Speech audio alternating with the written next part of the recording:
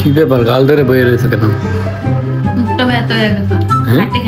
খাইতে খাইতে ভুট্টা খাইতেছে। আমি তো চাইলাম আমার এতে দিলা না একটু। তোমার নজরেই মনে হয় মুখ ব্যথা করতেছে। এত খাইলে তো মুখ ব্যথা করবেই। ইঁদুরে তো এত খায় না। মুখ ব্যথা করতেছে কিন্তু এত মজা লাগতেছে যে শেষ মানে রাইখা দিতে মন চাইতেছে না। তাও তো একবার কইতেছে না যে খাও তুমি একটু।